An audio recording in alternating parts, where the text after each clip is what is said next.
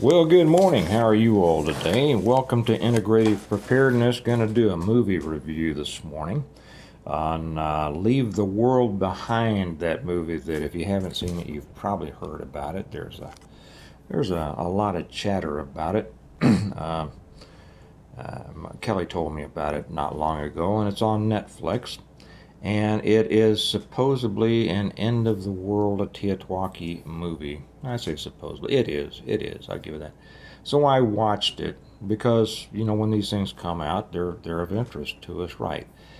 Um, it was, I'll say right off, a painful experience to watch. I'll begin with that.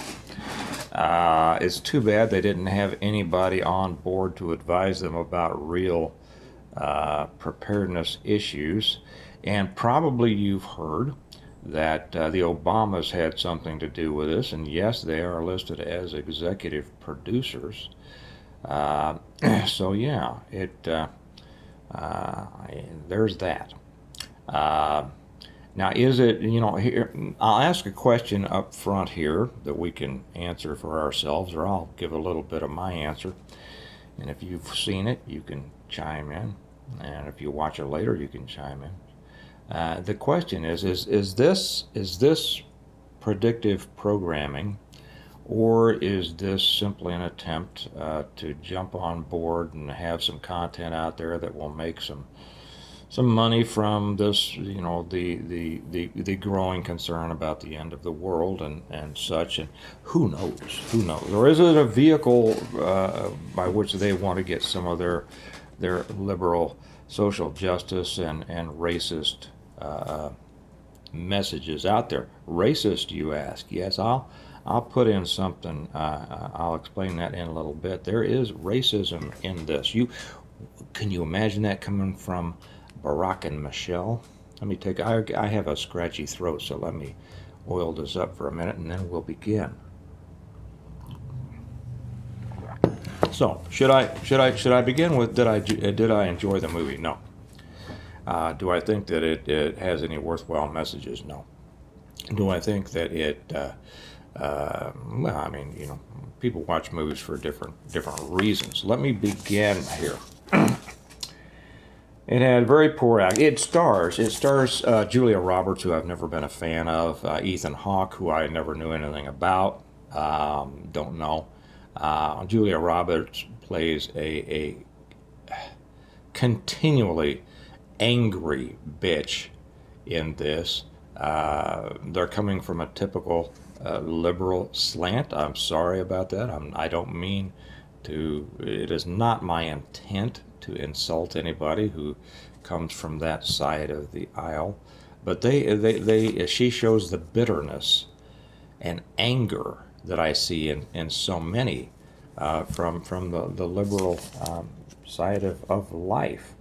Uh, and she's bossy, she's bitchy, she's accusatory.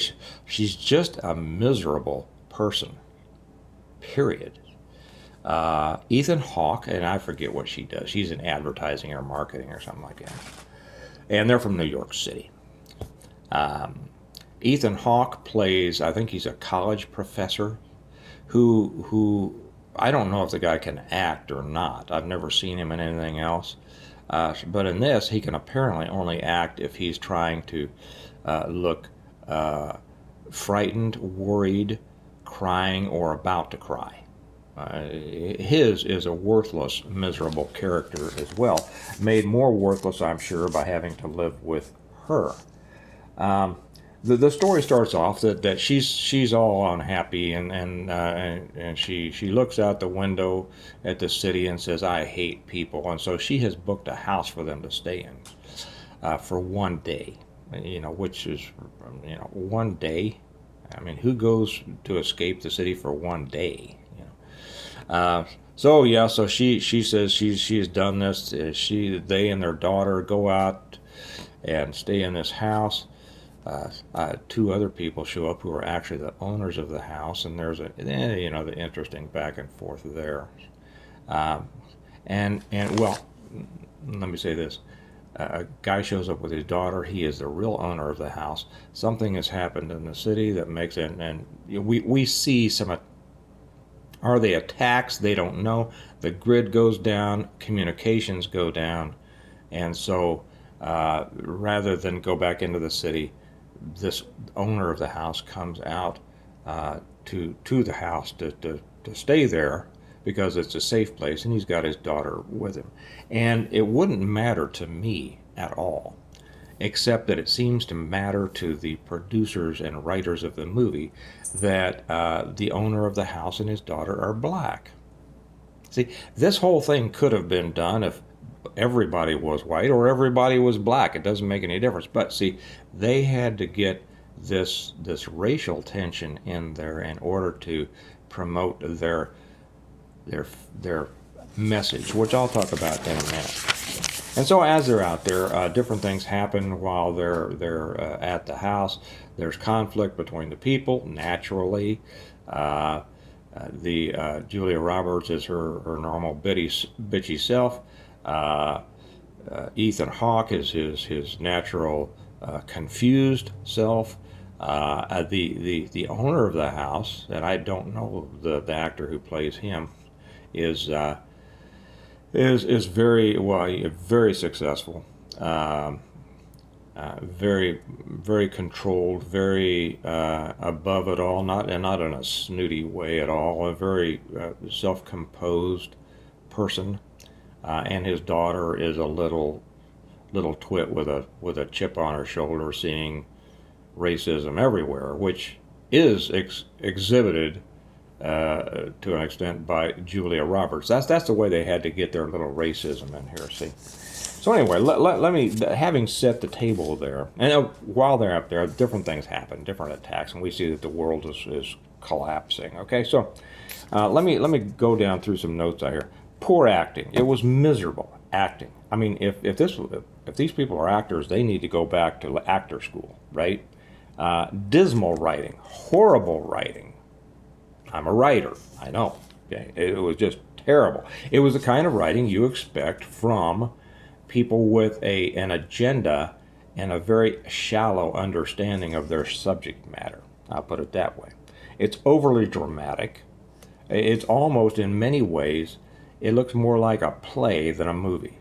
It doesn't seem natural in many ways. It seemed that the cinematography, I think I've written down, yeah, that was the next one. Ridiculous cinematography. I mean, it did not take you, I'm sure it was meant to give you an ethereal feel and the feeling of, I don't know, weirdness or something, but it was ridiculous. And in that sense, it didn't seem as if it flowed, as if you were actually there. And, what you should do when you tell a story, you should make it feel as if the viewer is there in it, and this did not. I mean, you were always looking in at something. You knew they were acting. It was just strange. Horrible editing.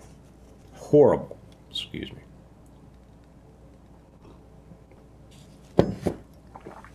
There was irritating rap, hip hop, and weird music through the whole thing. And I mean, they had music like creepy music. Half the time the music sounded, and it was going on while, during, it was like slasher movie music, but there was no reason for it.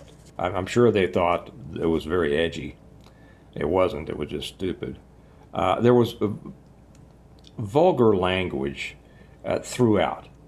I'm not a soft little skinned person, but I don't like gratuitous bad language, and nor do I like gratuitous violence. But I mean, I've written 6 novels about the collapse of the world, and I never used very much profanity at all. There's no reason for it. This was a glimpse. I think they were trying to make the people seem normal and earthy and down to something like that. But this was just beyond it. It was gratuitous. There was no reason to use these profane words, and it made it seem stupid. It just really did, and it made you not. It certainly didn't make me identify with the characters. It made me think that the characters were idiots. There were a lot of stupid scenes. Now, I'll tell you what, there were a couple of good quotes out of this movie, and I'm going to tell you what those were in a minute. Uh, um, there is a scene to let you know how, the poor editing, the poor storyline, the bad acting. I'll give you an example of a scene. The father, the owner of the house, walks out towards the beach, and a couple of airliners have come down and crashed, apparently by the beach, and this house is on close to the beach, and so he's walking over a hill towards the beach. Now this guy's a pretty good actor, I have to say that. This guy's a fairly good actor. He's walking over the hill to the beach, and he crests the hill, and he looks down, and he's looking around. No shock on his face at all. And he comes down, and he notices something on the ground, in the sand. And he looks down at it, and it's a watch that looks like it's laying on top of the sand.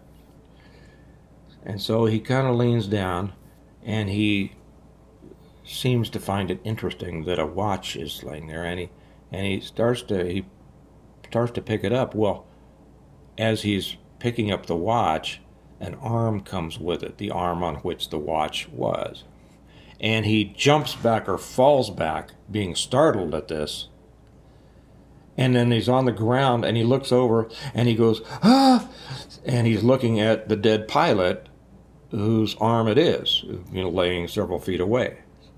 And then he looks around, and the whole stinking beach is filled with the clutter of an airliner crash, okay? Including big parts of the airliner laying out there on the bed. No smoke, no explosion, no anything. It's just laying there. It's part of it out in the ocean. Engines all around him. And so here's what I mean by stupid editing, stupid writing. He walks over, showing no sign of shock or anything, sees a watch laying there, and we're meant to believe that he saw this watch, but didn't see all of this clutter and all of this debris all around him until he looked at the watch, and then, oh my gosh, I see it all. Okay, that's just ridiculous. It was a stupid scene in a stupid movie. Okay, I'm trying to save you all the pain of having to watch this yourself. One interesting thing, here we get predictive programming. The couple, Julia Roberts and what's his name, Ethan Hawke, they have 2 kids. Strange kids, as you would expect from a couple like that. And the son wears a T-shirt through much of the movie that says "Obey," and there's it's kind of a 1984 graphic on it and says "Obey." Interesting. One quote, and not in context here, but I just wrote it down, and I forget who says it. It says, "If you're not paranoid by now, it's probably too late." If you're not, I would change that to say if you're not clued in by now, I don't know. We'll see. At one point, let's see. There's to give you an example of the couple, how Julia Roberts and Ethan Hawke deal with each other. They're driving. They're trying to drive. I don't know. I forget where they're driving. It just wasn't interesting enough to remember. They're driving either back into the city or whatever, and they've decided to leave the house, or they're driving back into the city. Why, we don't know.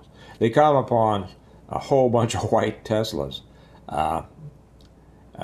in a traffic jam, and then another one comes by and slams into, and it looks like they've all slammed into each other. Another one comes by, slams into the back of those. Wait. Before that, they pull up behind all these smashed up white Teslas, and Julia Roberts turns to Ethan Hawke and says, "You stay with the kids. I'll go take a look." See, she's the boss. She's the boss through this whole thing. We got one white male on this thing, and he's the idiot, right? The black guy's cool. He's all in control and everything. Part of their message, part of their programming. You couldn't have the black guy be an idiot, right? You couldn't have the black guy be a jerk. You can have a white guy be an idiot, and you can have a white woman be a bitch. But this is all part of their stuff. That was the Obamas. Take my word for that. So you stay with the kids. I'll go take a look. She's the boss, and of course he just goes. Ooh. At the end, towards the end, they run across, and I'm getting out of order here a little bit, but I'll just say a little bit more about his characters. Towards the end, they're as a result of an acoustic weapon, and they introduce the concept of acoustic weapons, LRADs, and good. If people don't know about that, they should. I don't think I've ever talked about defending against that. Maybe I should. Maybe I'll do that on the Patreon channel. But as a result of that, apparently, they think their son's teeth are falling out. Well, they go and there's a prepper, a guy who is purported to be a prepper down the road. Well, they drive down there to this guy's house, played by Kevin Bacon. And, he keeps them out in the yard. They go up and ask for help because somebody says, well, he knows, the father, the owner of the house. Well, I know that he has been ready for stuff like this. He might have some medicine. I love it, just medicine for teeth falling out, right? So they go down there. Well, Kevin Bacon says, well, no, I'm not going to help you. It's what I give you takes away from my family. Why would I do that? And finally, what's his name? What's the other idiot's name? Ethan Hawke. I never saw these guys when they were big, because I didn't go to movies back then. I still don't. And he's begging for help for his son, and he says, finally breaks down. I'm a worthless man, and without my phone, a cell phone, and a credit card, I am a worthless man. He was just so dramatic. And so finally, Kevin Bacon takes pity and gives him some medicine. It was ridiculous. But he was a worthless man. I'll give him that. He was a worthless man. And there are many worthless men in the world. And there are many worthless women in the world, because I'm fair. This is equal opportunity. I know idiots of all, I was going to say all genders, and races and religions. There are good and bad in all of them. Of course, not in an Obama movie. Another good quote. I'll throw this in here, and I don't even remember who said it. Doesn't matter. The quote is, "Nothing frightens me more than a person unwilling to learn." I think it's the owner of the house.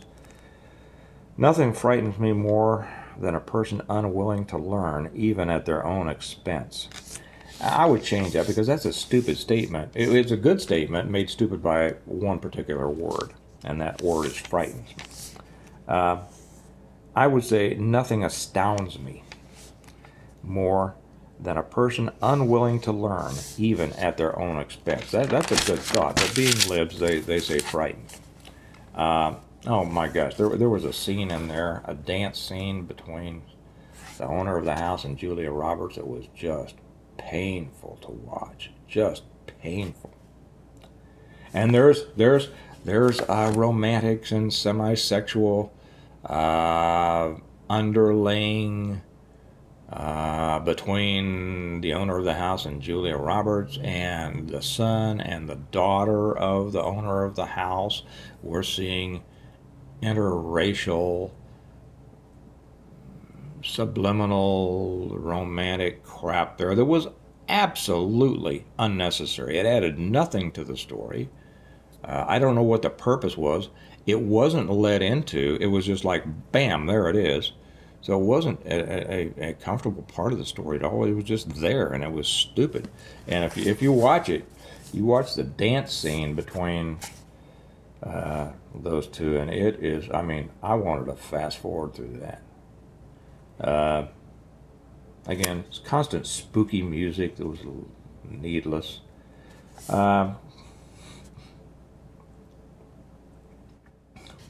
One thing the daughter says to her father, the owner of the house, when she doesn't like Julia Roberts, you can see latent racism in her when the owner of the house shows up, because we have to show that white people are racist, right?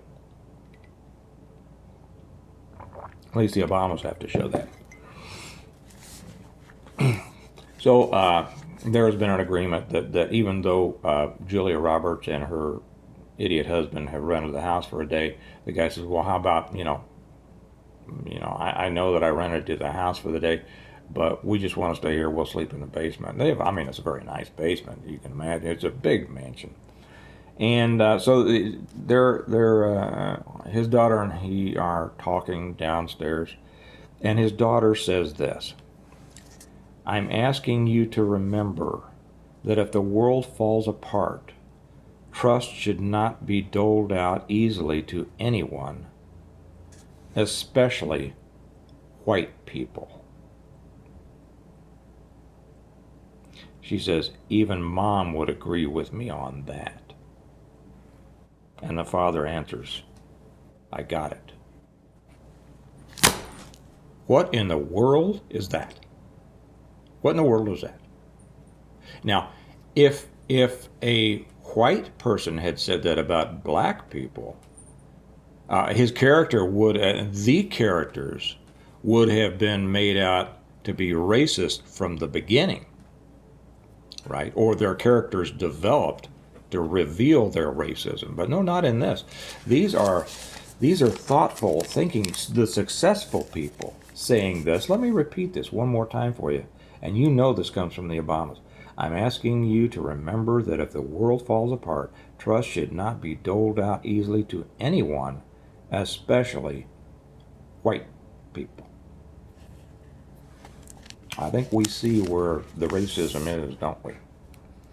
And at the end, there have been leaflets dropped, and they don't know what language it's in. It's in Arabic, but they don't know what language is. One kid, the kid of Julia Roberts, who's the weird one, he sees this, and there has been a flyer drop from a drone, and he says, "Well, that means, what does it mean? Death to America?" I think.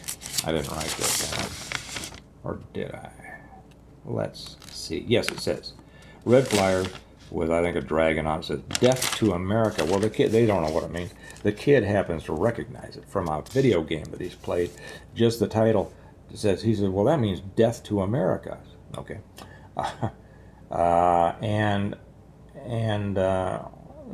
Then when they're talking to, he doesn't know what the rest of it says, of course, but then when they're talking to Kevin Bacon and they show him this, he says, and here's another thing. Now, I'll make, there's some truth in this, but it also comes out of Obama and his apology tour around the world, and Kevin Bacon says, "Yeah," he says, "we've made a lot of enemies around the world.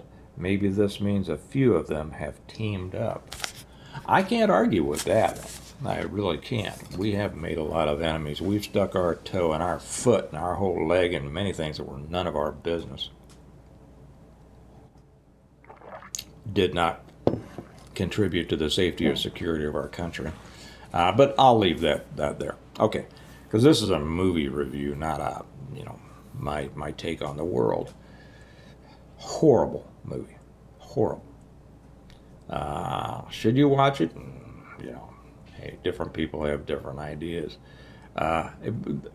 Kelly said that she'd be interested to see it, and I said I'd be happy to watch it again, simply so we can sit there and tear it apart. Just tear it apart. If you want to spend 2 hours of your life looking at drivel and idiocy, that would be the purpose to do. There is one. The daughter is consumed with the TV show Friends. She watches everything. She's watching all the seasons of it, and then when everything goes down, she's left without being able to see the final seasons. And should I tell you the ending of this? Let me just. I won't.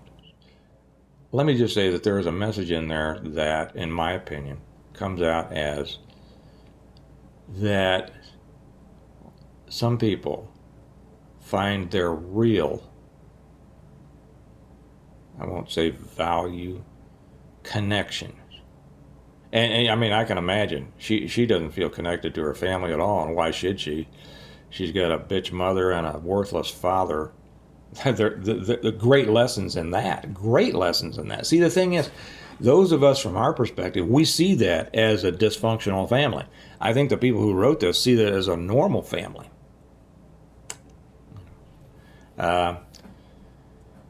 Which is not, is part of the problem with our country. But anyway, I think there's a message in there that people relate to what they see in the media more than they do in real life, and for whatever reason, I'll leave you to see that. I was gonna explain the ending. I'll let you watch it if you want. It's not that important. Let me put it that way. The ending and if there's a reason for the ending, if there's a lesson in the ending, it's not important. Not really. Not really. Nothing that we don't know. Okay. So anyway, there you have it. Leave the world behind. Well, I would suggest you leave this movie behind. You will be missing nothing if you don't watch it. You will be gaining nothing if you do watch it, except a couple hours of shaking your head and say, what in the world are they doing here? Okay. So there you go. I've got a lot more videos to make. I got a whole list I got to catch up on. So I'll leave you with that. I'll probably shoot another one here in a little bit. You all have a good day. Remember that we prepare well today in order to live well tomorrow. And in this movie, there's people who prepared well and those who, well, there really aren't, but go watch it or not. Have a good day. I'll talk to you later. Bye-bye.